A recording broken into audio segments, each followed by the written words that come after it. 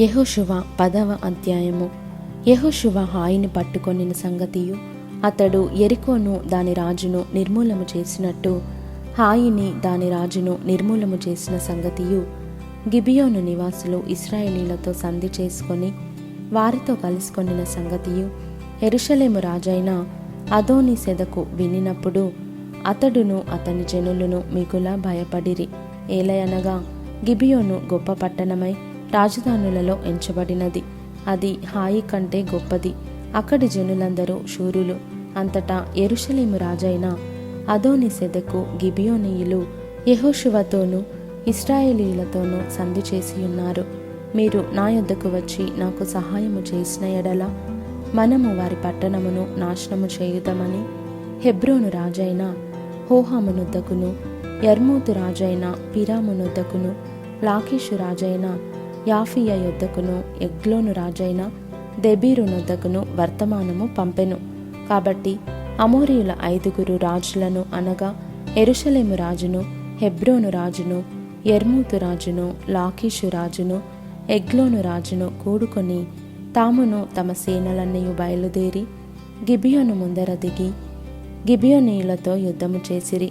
గిబియోనీయులు మన్యములలో నివసించు అమోరీయుల రాజులందరూ కూడి మా మీదికి దండెత్తి వచ్చి ఉన్నారు గనుక నీ దాసులను చెయ్యి విడువక త్వరగా మా యొద్దకు వచ్చి మాకు సహాయము చేసి మమ్మును రక్షించుమని గిల్గాలులో దిగియున్న పాలెములో యెహోషువకు వర్తమానము పంపగా, యెహోషువయును అతని యొద్దనున్న యోధులందరూ పరాక్రమము గల శూరులందరూ గిల్గాలు నుండి బయలుదేరిరి.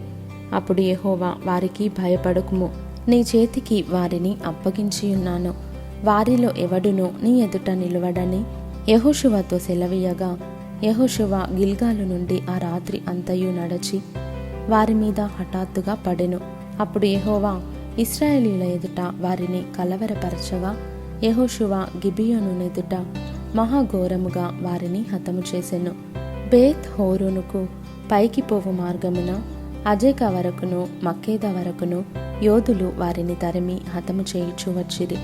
మరియు వారు ఇశ్రాయేలీయుల ఎదుట నుండి బేత్ హోరోనుకు దిగిపోవు త్రోవను పారిపోవచుండగా వారు అజేకాకు వచ్చే వరకు యెహోవా ఆకాశము నుండి గొప్ప వడగండ్లను వారి మీద పడవేసెను గనుక వారు దాని చేత చనిపోయిరి.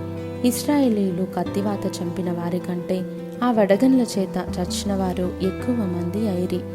యెహోవా ఇశ్రాయేలీయుల ఎదుట అమోరీయులను అప్పగించిన దినమున ఇశ్రాయేలీయులు వినుచుండగా యెహోషువ యెహోవాకు ప్రార్థన చేసెను. సూర్యుడా, నీవు గిబియోనులో నిలువుము, చంద్రుడా, నీవు అయ్యాలోను లోయలో నిలువుము.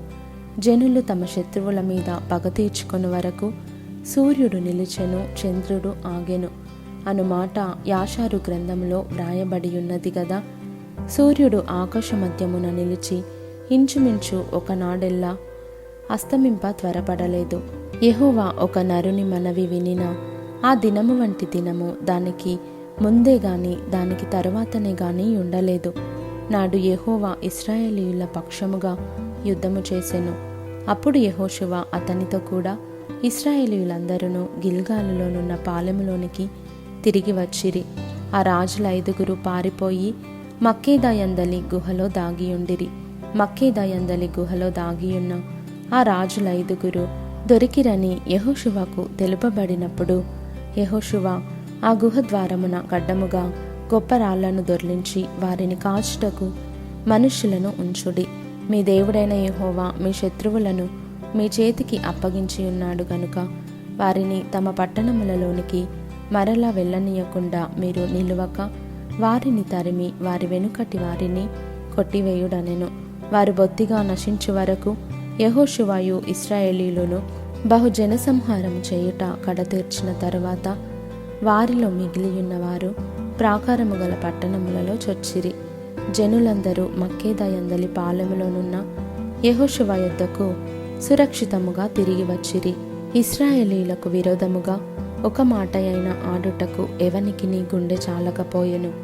యెహోషువ ఆ గుహకు అడ్డము తీసివేసి గుహలో నుండి ఆ 5 రాజులను నా యొద్దకు తీసుకొని రండని చెప్పగా వారు అలాగు చేసి యెరూషలేము రాజును, హెబ్రోను రాజును, యర్మూతు రాజును, లాకీషు రాజును, ఎగ్లోను రాజును, ఆ రాజులను 5 ఆ గుహలో నుండి అతని యొద్దకు తీసుకొని వచ్చిరి.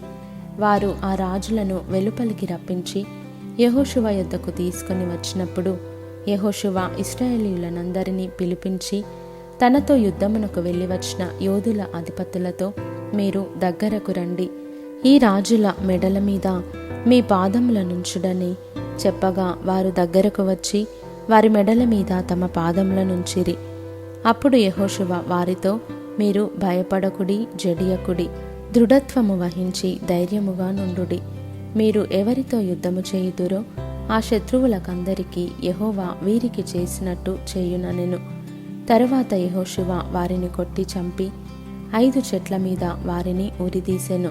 వారి శవములు సాయంకాలము వరకు ఆ చెట్ల మీద వ్రేలాడుచుండెను. ప్రొద్దుగ్రుంకు సమయమున యెహోషువ సెలవీయగా జనులు చెట్ల మీద నుండి వారిని దించి వారు దాగిన గుహలోనే ఆ శవములను పడవేసి ఆ గుహద్వారమున గొప్ప రాళ్లను వేసిరి. ఆ రాళ్ళు నేటి వరకున్నవి. ఆ దినమున యెహోషువ మక్కేదాను పట్టుకొని దానిని, దాని రాజును, కత్తివాతను హతము చేసెను. అతడు వారిని, దానిలోనున్న వారినందరినీ నిర్మూలము చేసెను. యెరికో రాజునకు చేసినట్లు మక్కేద రాజునకు చేసెను. యెహోషువయు అతనితో కూడా ఇశ్రాయేలీయులందరూ మక్కేదా నుండి లిబ్నాకు వచ్చి లిబ్నా వారితో యుద్ధము చేసిరి. యెహోవా దానిని, దాని రాజును ఇశ్రాయేలీయులకు అప్పగింపగా వారు నిశ్శేషముగా దానిని, దానిలోనున్న వారినందరినీ, కత్తివాతను హతము చేసిరి. అతడు యెరికో రాజునకు చేసినట్లు దాని రాజునకును చేసెను. అంతటా యెహోషువయు అతనితో కూడా ఇశ్రాయేలీయులందరూ లిబ్నా నుండి లాకీషుకు వచ్చి దాని దగ్గర దిగి లాకీషు వారితో యుద్ధము చేయగా యెహోవా లాకీషును ఇశ్రాయేలీయుల చేతికి అప్పగించెను.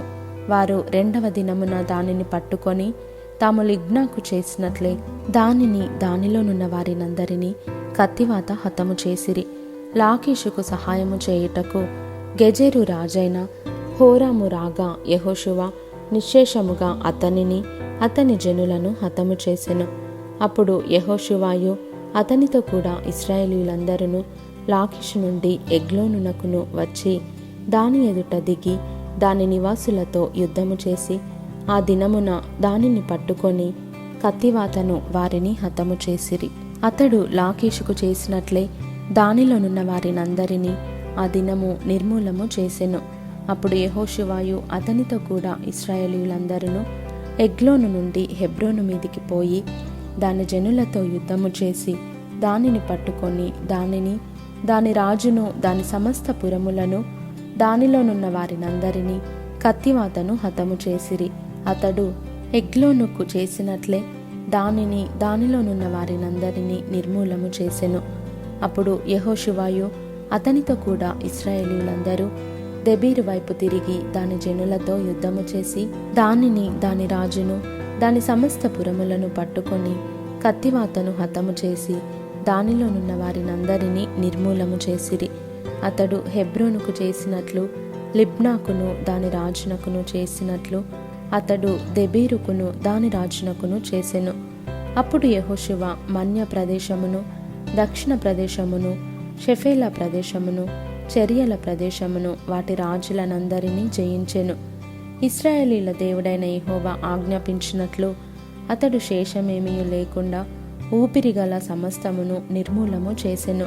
కాదేషు బర్నేయ మొదలుకొని గాజా వరకు, గిబియోను వరకు గోషేను దేశమంతటిని యెహోషువ జయించెను.